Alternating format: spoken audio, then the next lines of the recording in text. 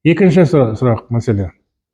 Ақтау қалалық тұрғын үй коммуналдық шаруашылық бөлімінің басшысының жағалаудағы бес әжетхана құрылысына 87 миллион теңгеге дейін бюджет қаражатын тиімсіз жұмсағандығы туралы дейді. Ақтау қаласының аумағында бізде 7 қоғамдық әжетхана болған осы ағымдағы жылға дейін. Ағымдағы жылы 5 модульдік әжетхана орнату мақсатында бюджеттен қаражат бөлініп 87 миллион теңге көлемінде. Мамыр айының 22 күні Ақтау тұрғын үй мемлекеттік коммуналдық кәсіпорнымен келісімшартқа отырдық. Осы Ақтау қалалық тұрғын үй коммуналдық шаруашылық бөлімінің арасында келісімшарт жасақталды, номері 2-ші келісімшарт.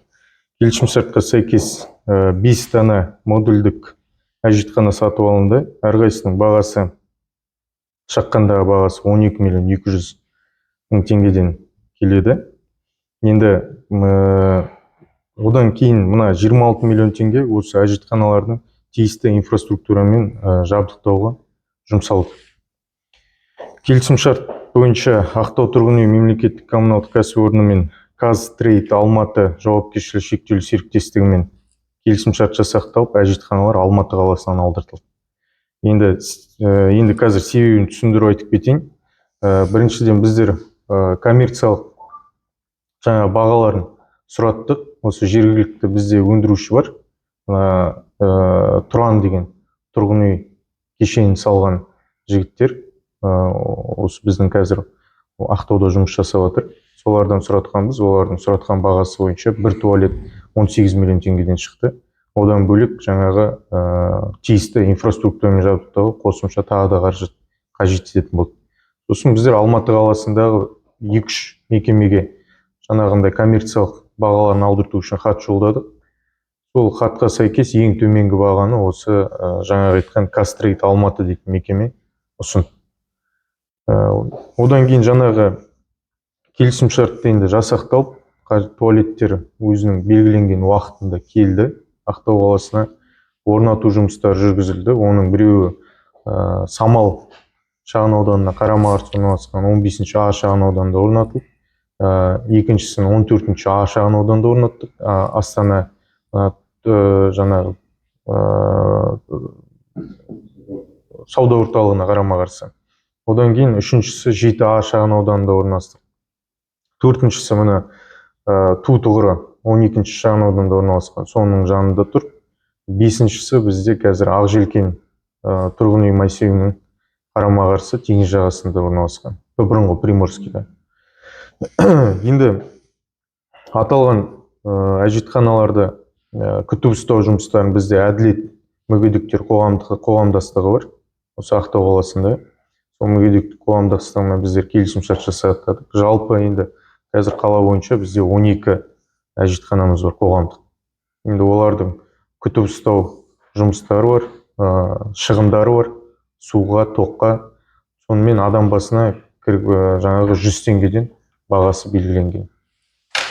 Одан бөлек енді бұл туалет әжетханаларда жаңағы нестен шыққаннан кейін әлеуметтік желілерде біраз наразылықтар болып, тұрғындар тарапынан бағасына қатысты сындар айтылып. Одан кейін мына біздің Маңғыстау облыстық сыбайлас жемқорлыққа қарсы іс-қимыл департаментімен тиісті жұмыстар жүргізілді. Яғни хат жолданды біздерге. Одан кейін мына мемлекеттік ішкі аудит департаментіне Маңғыстау облысы бойынша сол жаққа хат жолданды. Олар тиісті тексеру жұмыстарын жүргізілді. Қаражаттың қайда кеткендігі туралы толықтай Ақтау тұрғын үй мемлекеттік коммуналдық кәсіпорнының тиісті құжаттарын барлығы сұратылып, қорытындылай келе бағасы берілді. Бағасына сәйкес мемлекеттік ішкі аудит департаменті біздегі бұрын басшы болған Серікбаев Ғалымжан Иванұлын әкімшілік құқық бұзушылық туралы кодексінің 207-ші бабына сәйкес тәртіптік жауапкершілікке тартылды. Әкімшілік ол жерде 200 айлық есептік көрсеткіш көлемінде айыппұл салынды. Одан кейін жаңағы біздің жаңа айтқан антикор бағасын берді. Ешқандай қылмыстық бұл жерде жаңағындай мәселелер болған жоқ. Жымқыруға қатысты басқа да барлық қаражаттың қай жаққа кеткені барлығы анық көрініп тұрды. Сол себепті тек осы жаңағы заң бұзушылық бойынша сол сұрақпен шектеліп, қазіргі таңда енді басқа қызметке ауысуына байланысты өз еркіне сәйкес 2 қазаннан бастап бұл кісі қызметтен кетті. Бізде бір әжетхананың өзі былай алғанда 12 миллион теңге тұрады. Негізі өзінің құны да туалеттің. Оған жаңағы инфраструктура деген су, тоқ, кәріз желісін тартуға 26 миллион теңге қосымша қаражат қарастырылды. Бұл деген сөз енді себебі бұндай үлкен қаражат, себебін түсіндіріп айтайын. Неліктен біздер үлкен қаражат қарастырдық? Біріншіден, Самал шағын ауданы бізде төмен орналасқан. Одан кейін ол жерде жақын маңда өтіп отырған жерлер жоқ. Біздер Самал шағын ауданына желі тарттық. Судың желісін, кәріздің желісін. Одан кейін жаңағы бізде барлық жерде автомобильдік жолдар бар. Жолдарды біздер кесуге ешқандай келісім берген жоқпыз. Сол себепті проколмен өтеді. Проколдың бағасын енді өздеріңіз білесіздер. Жалпы нарықтағы бағасын. Одан кейін мысалы Самал 7-ші А шағын аудан, мына 12-ші шағын ауданда мына жерде орналасқан. Сосын жаңағы 14-ші шағын аудан. 14-ші шағын ауданда жаңағы теңіздің мына арғы жағында бізде ешқандай желі жоқ. Желінің барлығы жолдың мына жағында орналасқан. Оның барлығы үлкен жұмыс, тоқ көзін тарту, точка подключениеге сәйкес жаңағы алып келу кабельді. Одан кейін манағы Ақжелкен деген жерде біздер тоже барлығын орталыққа қостық. Мына септиктің мәселесін біздер түбегейлі оған қарсы шықтық өзіміз. Себебі оның қызмет көрсетуі бар. Ертең қызмет көрсетіп отырған мекеме тиісті, сапалы, уақытылы қызмет көрсетпесе, оның жаңағы сыртына ағып кету қаупі бар. Одан кейін жаңағы тұрғындардың негізі қарсы болғаны біздер алдыңғы жылы 2022 жылы қала жолдары дейтін мекемесімен біздер келісімшартқа отырдық. Бірақ қаражаты ешқандай бөлінген жоқ ол кезде. Алдын ала келісімшартқа отырып жұмыстарын бастатып кеттік. 10 миллион теңге көлемінде жаңағы мекеме өзінің есебінен әжетханаларды салуға қаражат бөлдік. Ол станционарлық дәретханалар салуға бізде жоспарладық сол кезде. Мына модульдік туалеттердің бағасын сол кезде қарадық, қымбат болып шықты. Сол үшін біздер станционарный туалеттерді салу үшін жаңағындай орындарын белгіледік. Мына жылы жағажай қазіргі ана теплый пляж. Сол жақтан бір туалетті ойластырдық. Сосын екіншісін жаңа Приморскийден, сосын үшінші туалетті мына Айла Вақтау деген стелла бар ол біздегі. Сол жерден салуға 3 жерді белгіледік. Оның мына заңдастыру құжаттарын мына параллельно дейді ғой енді. Параллельно жүргіземіз деп жұмыстарын бастап кеткеннен кейін құжаттарын рәсімдеуге көштік. Оған жаңағы бізде Каспий, Жайық Каспий инспекциясы бар, бақылауға. Солар қарсы жаңағындай келісім берген жоқ. Себебі теңіз жағасына тым жақын орналасуына байланысты станционарлық туалеттерге біздер қарсымыз деп соттың шешімі шығып, қала жолдарын тиісті жауапкершілікке тартып, ол кезде де айыппұл салынды. Содан кейін біздер мына модульдік туалеттердің несіне қарата көшкеніміз сол себепті. Жалпы біздер туалетті алып келгеннен кейін осындай мәселелер орын алды. Жаңа уақытында ашылмау мәселесі, күндіз барған кезде жабықтыру мәселесі. Одан кейін біздер мына келісімшартқа отырған жаңағы айтқан әділет мүгедектер қоғамдастығымен түсіндіру жұмыстарын жүргіздік. Үлкен қаражатқа сатып алынған нәрсе мынандай жабықтыруға болмайды, уақытылы ашылуға жетті. Олардың айтқан, жаңағы айтқан, сіздің айтып отырған мәселеңізді көтерді. Бір күнде 5 адам, 4 адам, кейде тіпті адам да болмайды дейді. Сол себепті ол жерге график қойды. График деген жаңағы түске дейін демалыс, мына жабық тұратын кезең, түстен кейін кешке дейін ашық тұрады. Сосын біздер айттық, оған келіспейміз. Себебі ашатын болсаңыздар, қызмет көрсетіп айналсамыз десеңіздер, таңертеңнен кешке дейін толық уақыт ашасыздар. Келтіріліп отырған шығындар өздеріңіздің коммерциялық шығындарыңыз. Адам келе ма, келмей ма, ол біздің мәселе емес. Если бас тартатын болсаңыздар, онда оны айтыңыз. Біздер басқа келісетін мекемені тауып, өзіміз жұмысты үйлестіреміз деп. Сөйтіп келісім берілгеннен кейін таңертең кешке дейін ашуға келісім берілді. Мына кеше қатты аяздар түскен кезде, мына ненің туалеттердің іштерінде бізде су жүйесінде мына жылыту несі қарастырылмаған. модульдік туалеттеріне. Себебі мынандай аяздардың кездерінде негізі туалеттер полностью жабық тұру керек.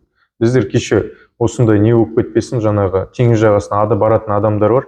Аяздың күні туалеттер жабық тұрмасын деп барлығын аштыртып қойдық. Сол себепті есіктері ашық қалған. Ашық қалғанда жаңағы мына технический блок дейді бізде, технический помещение. Соның есігі ашылып жабылып тұрған, ішіне адам кірген сайын ішіне аяз кіріп, жаңағы трубаларында қатып қалу мәселелері орын алған. Енді қазір оның барлығын устранить етіп отырмыз. 5 туалеттің 3-інде сондай факт орын алып отыр. Техпомещение дейтін сол именно кезекшілердің отыратын орны. Ол ашылып жабылып тұрады есігі. Енді шығады адам болғасын. Жаңа не істейді, туалеттердің іштерін тексереді, тазалығын қарайды, есігі ашылып болған жоқ па соны қарайды. Сол моменттегі болып отырған мәселе. Енді қазір біздер мына жерде адам болғасын, адами фактор болғасын, мысалы ауырып қалуы мүмкін, келмей қалуы мүмкін, кешігіп қалуы мүмкін. Сондай сияқты факторлар орын алған көріп, біздер мына Ақтау тұрғын үй дейтін жаңа мекемемен қосымша өздерінің қаражат есебінен QR код дейтінді қазір туалеттерге қойдыртып отырмыз. Осы аптаның аяғында толықты аяқталады. Именно осы 5 туалетке қазір QR код орнатып отырмыз. Мысалы өздеріңіз білесіздер, кофе машиналар тұрады ғой. Кофе машиналары келесіз, QR-мен істейсіз, өзі автоматтың кофесін құйып береді. Мына жерде дәл сондай система, жаңағы QR код несі шығып тұрады, таблодан барасыз, 100 теңге төлейсіз, өзі есігі ашылады. Содан кейін болғаннан кейін жаңа есігі өзі жауып кетеді. Бұлай енді сөздің ашығын айтқанда, бұл бірінші мәселе, бұл пайда табу жаңағы мақсатында жасалмаған жоба. Бұл қоғамдық жоба, қоғамдық әжетханалар. Бұл қоғамдық әжетханалар бүкіл қалаларда бар. Бізде үлкен мәселе болған сұрақ бұл. Себебі қалаға бірнеше, мысалы бір жылдың өзінде қаншама турист келеді, теңіз жағасында жүреді адамдар. Енді өздеріміз де білеміз ғой, мысалы, теңіз жағасында жүрсек, барлығы Астанаға барады, мысалы да. Туалет жоқ жақын маңда. Сол себепті біздер туалеттерді теңіз жағасына манағы айтқан модульдік туалеттерді қойдық. Одан бөлек жерасты туалеті бар бізде, жерасты әжетханасы 15-ші шағын ауданда. Оған полностью біздер күрделі жөндеу жұмыстарын жүргіздік. Кәсіпкердің мына жаңағы спонсорлық көмегінің арқасында толықты күрделі жұмыстарын жүргізіп алдық. Сосын одан бөлек амфитеатрдың қасында бізде бір дәретханамыз бар. Ол кәдімгідей жұмыс жасап тұрған дәретхана. Ол жерде мәселе жоқ. Сосын Айлау Ақтаудың қасынан тағы да кәсіпкерлердің көмегімен стационарлық тағы да бір туалет салды. Көрушісі сыртта жаңа разноцветный болып тұрған туалет, стационарный туалет. Ол да салынды. Ол тегін салынған мәселе мысалы. Сосын жаңағы Приморскийдан тағы бір туалет салып берді біздерге. Қалада мысалы былай алғанда саябақтар бар, аллеялар бар, скверлер бар. Сол жерлердің барлығына негіз туалет қажет. Мысалы бізде Вечный огонь 7-ші шағын ауданда мәңгілік алау. Соның айналасында дәретхана жоқ. Мысалы ол жерде де адамдар көп жүреді. Ар жағында Шевченко, жаңа Захаров аллеясы. Ол жерде де дәретхана керек. Ақботаның ішінде бізде 2 дәретхана бар, екеуі де қазір мысалы былай айтқанда күрделі жөндеуді қажет етіп тұр. Себебі жарамсыз пайдалануға. Сол жердегі кәсіпкерлер пайдалану үшін қазір ашық тұр, бірақ былай барғанда удобство жоқ ішінде. Мына жұмысты алдағы уақытта жалғастыратын боламыз, бірақ енді жаңа айттым ғой, айыппұл салынды, айыппұл салынғанда бұл жерде мемлекеттік сатып алудың рәсімдерін бұзуға қатысты айыппұл салынды, бір көзден берілген. Бірақ мекеме 100% мемлекеттік мекеме, біздердің берген қаражат бөлген мекемемізді. Сол себепті ол жерде ондай үлкен вопрос болған жоқ. Егер частный мекеме болса, вопрос болатын еді. Енді алдағы уақытта, мысалы, әр аудан қаланың өзінің бюджеті бар. Жергілікті бюджеттен артық қаражат қарастырылған жағдайда біздер жәймен 1-еуден, 2-еуден жыл сайын солай жоспарлап отырмыз. Келесі жылға да біздер ұсыныс береміз. Бірақ алдағы уақытта біздер уже ашық конкурспен жариялап, бағасына қатысты мәселе ол кезде болмайды. Себебі реально ұтып алатын адам мысалы 10 миллионға ұтып алады ма, 8 миллионға ұтып алады ма, жаңа техникалық сипаттарымен біздер шығарамыз. Ол кезде түспесе енді көреміз. Ол жерде біздер коммерциялық бірінші баға сұратамыз ғой. Коммерциялық сұратылған бағаға байланысты қаражат сұратылады. Техникалық нелерге байланысты, ақауларға байланысты 3 дәретханамыз қазір істен шықты. Жалпы бұл 5 дәретхана қайдан шыққан түсіндіріп айтайын. Біздерде мысалы ондай план, жоспар жоқ Ақтау қаласында. Біріншіден, енді сөздің ашығын айту керек қой, қазір сізге өтірік айтқаннан ештеңе өтпеймін. Бізде жоспар болған жоқ бұндай. Бұл 5 туалеттің жаңа шығу несі облыс әкімдігінен біздерге хаттамалық тапсырма болды. Туристердің көптеп келуіне байланысты негізі көктем мезгілінде салыну керек туалеттер. Көктем мезгілінде мына туристердің келу маусымы басталғанға дейін осы жұмыстарды аяқтаңдар деп біздерге не істеді. Одан қаражат бөлу мәселесіне қатысты кішкене кешігулер болды. Одан кейін жаңағы Алматы мекемесі өзіне міндеттемені алғаннан кейін жаңа келісімшартқа сәйкес сол мерзімге дейін бітіріп береміз деген мекеме ғой енді, бірақ келісімшарттың уақытына сәйкес бітіріп берді олар. Сондай кешігулер болды. Енді жалпы келесі жылға біздер тағы да қосымша 2 әжетханаға ұсыныс береміз бюджетке. Оның коммерциялық, бірақ бюджеттік нақтылаумен утверждениеге емес. Жақсы. Нақтылайықшы кішкене. Менде бір сұрақ. Жалпыламай. Конкретно жауап беріңізші. Көп сөз қажет жоқ бізге. Мына 11-дің 59 үйдің алдынан салынды ғой. Несі тартылды. Сол далада қалып қойды. Мына 87 миллионның ақшаның шетінде сода тұрған жоқ. Қайсы? Жоқ, ол жерде Ақтау тұрғын үй мекемесі барлық шығынды өз есебіне алды. Себебі келісімсіз жаңа көрсетілген сол маңнан салу керек деген туалетті барып жаңа ынтымақтың алдына салған. Ол жер біреудің жеке меншігінде болып шықты. Сол себепті біздер мына тудың қасына көшіргеніміз сол себеп.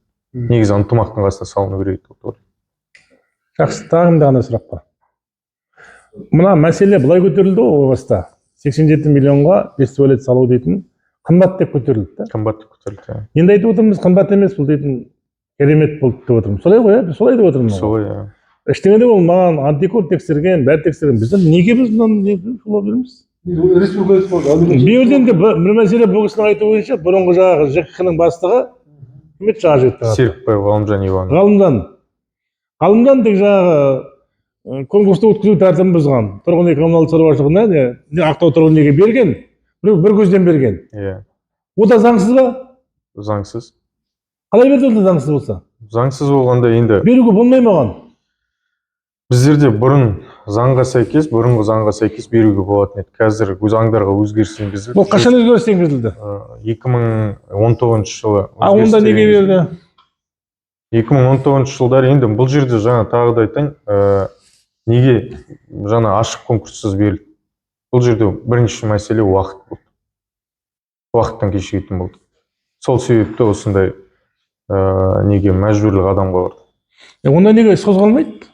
Іс қозғалғанда бұл жерде жаңа айтам, жымқыру, басқа да. Жоқ, енді заң міндетті жымқырған емес, заңсыз болып тұр ғой енді. Әкімшілік міндетті ақша жеу керек пе не? Жоқ, әкімшілік құқық бұзушылық бұл жерде, заңмен қарастырылған жауапкершілік.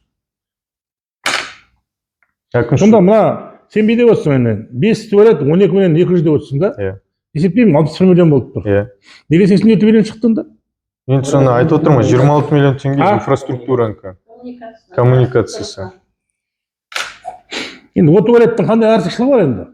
Артықшылығы? Алтын күміс жері бар ма? Бір жері алтын, бір жері күміс па? Неге керемет қылдыңдар о туалетті? Неге республиканы шулаттыңдар?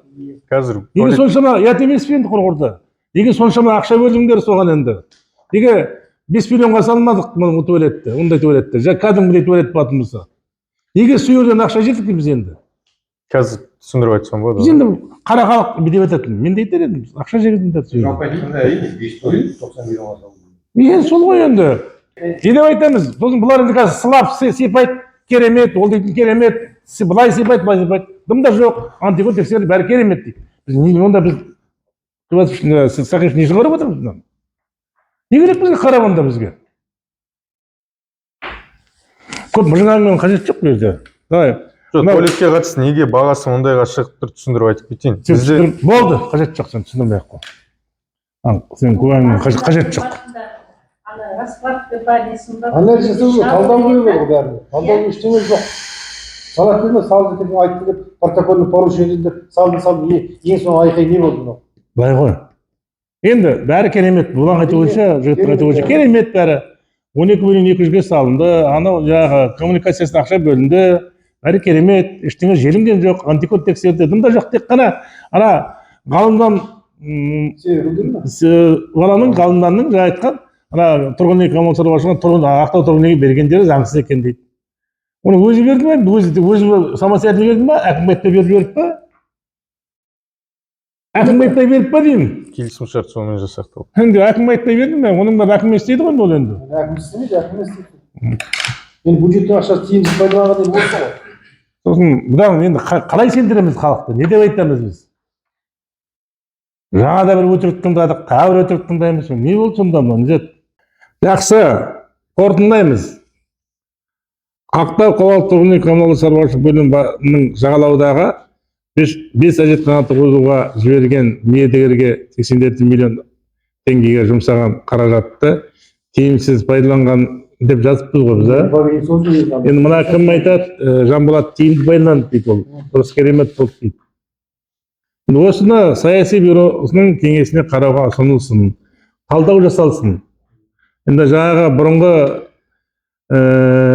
шаруашылық коммуналдық бөлім бастығы Ғалымжанға Шаралдысын деп жазыпты енді бізге. Ол кетіп қалды ғой енді ол. Иә.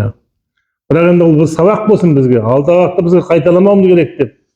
Бұған дейінгі жіберген кемшіліктеріміз біздің бетімізге айтылсын, бетімізге басылсын деу керек. Атап көрсетілсін деу керек. Сөйтіп ұялтайық бір-бірімізден. Ар алдында, адалдығымыз алдында өзіміз азаматтық тұрғыда ұялайық. Біріміз алдап қазір, ол керемет, ол былай деп жаңағы өтірік жиналыс жасамайық бізге бәріміз. Оның бізге қажеті жоқ. Саяси кеңестің бюросына ұсынылсын, тиісті шара алу ұсынылсын деу керек. Шара алсын сол жерде. Саяси бюро шешсін. Отырыңыз.